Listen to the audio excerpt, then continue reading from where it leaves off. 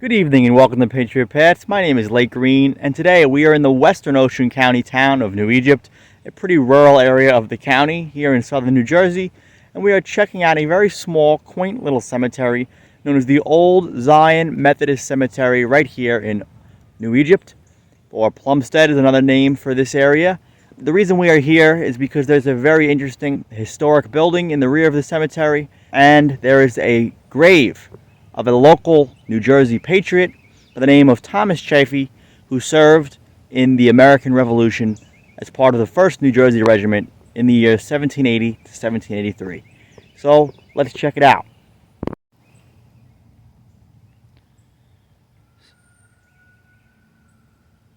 So you may hear a rooster in the background, and that is no coincidence because it is a pretty rural area here in western Ocean County, right on the border of Ocean County and Burlington County in southern New Jersey. It's a very small, quaint little cemetery. A lot of modern graves. The Old Zion Methodist Cemetery looks to be like the oldest section of the burials on this property are on this side. And we'll take a walk. The town was founded in 1845, and it's still a very rural area today. A lot of preserved farmland in this region of the county, which is a good thing because this area in general is becoming extremely developed. The area is changing rapidly. It's changed significantly in the last 20 years, and even more so in the last 50. But this region has largely retained its pretty rural character. So some basic southern New Jersey ecology. Atlantic white cedar trees in a row here. Southern New Jersey. Pardon the car. Some sandy soil here. Typical of South Jersey, just your sand, your sediment. And obviously this side of the cemetery looks to have a lot more recent graves. Beautiful sunset. And here is the building. I'm not sure if this was the original structure that was used for worship as part of the Old Zion Methodist Church. I have no idea. But I will say this. The building, in my opinion, my best historical estimate, appears to be early 1800s in architecture. So it wouldn't shock me if this was the original meeting house where they worshipped. There's a padlock on the door. It looks to be maintained, painted, wooden shutters. But there is no plaque, marker, indicator, sign with information on the structure. But the building definitely looks to be early 1800s. Maybe it was a residence. Maybe it was used for a meeting house. I'm not sure. The roof, a little bit wider than the frame of the house.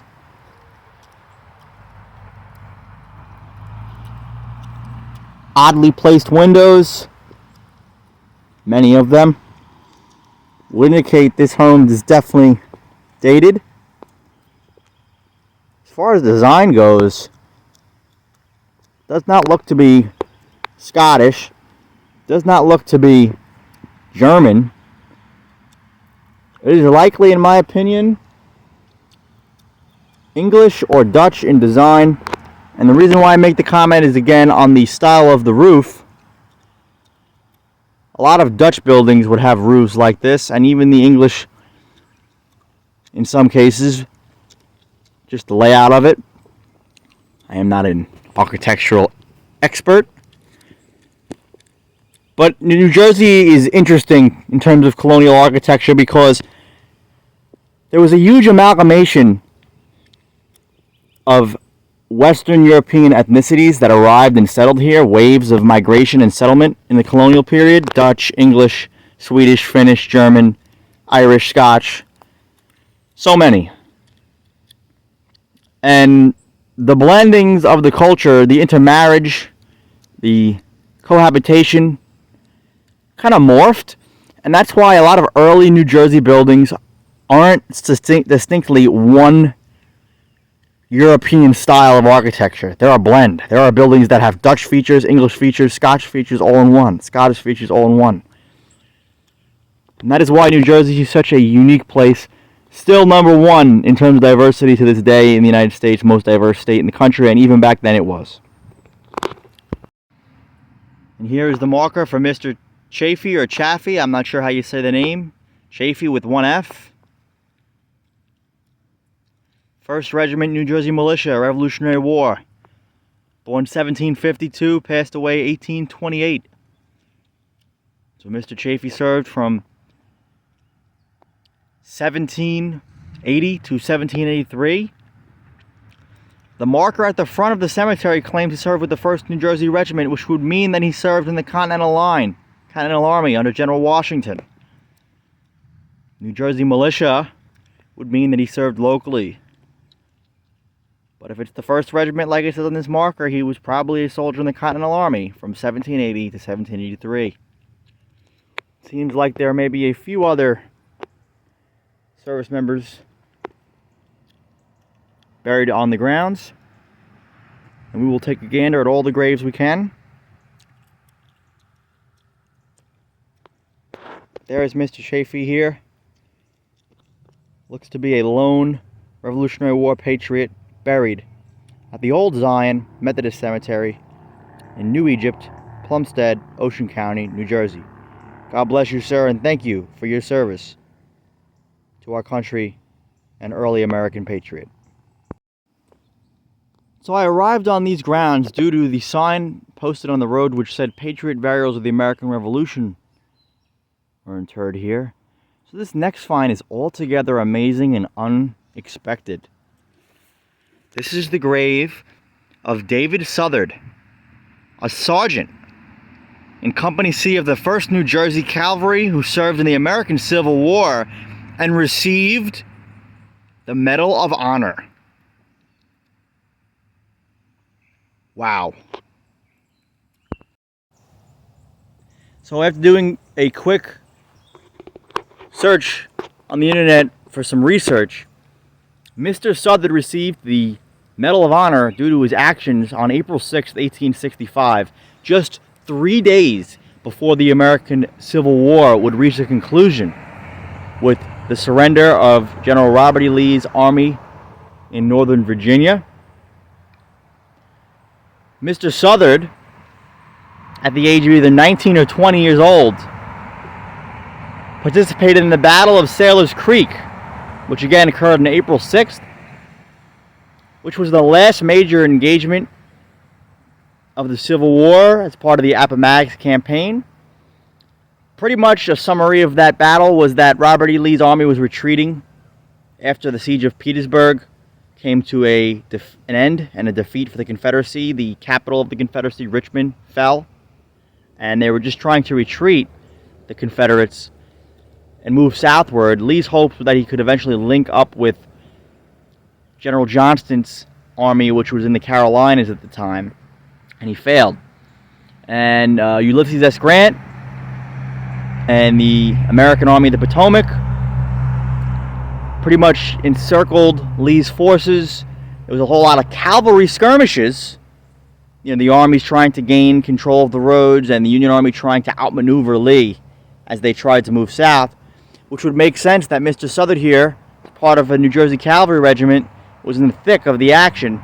And at Sailor's Creek, his service was commended in a citation. He was the first man in his unit to enter the Confederate works, the enemy position, and at great risk of his own life, captured a battle flag, Confederate battle flag.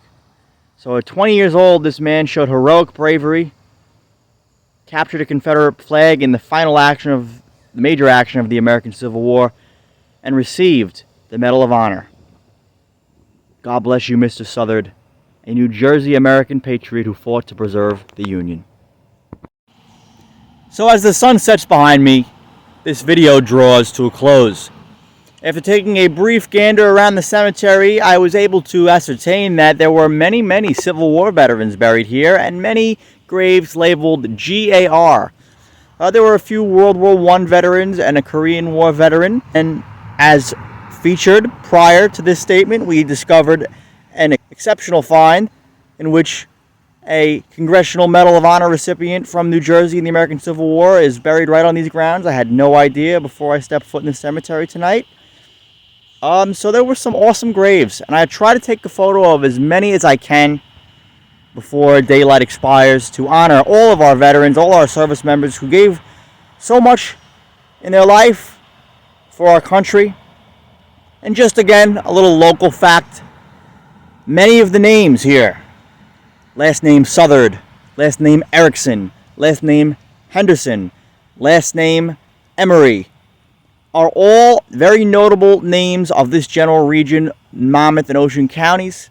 Southard School in Howell Township, which closed a number of years ago, was an elementary school named after the Southard family. So I don't know if those are relatives, people, early settlers. Emery, last name Emery. There are Emerys buried here. He's a Civil War veteran with the last name Emery. Emery's farm is still a functioning farm here in New Egypt. It is not a surprise. The Emery family's been here a long time. Henderson, another very old name, goes all the way back to Freehold, New Jersey.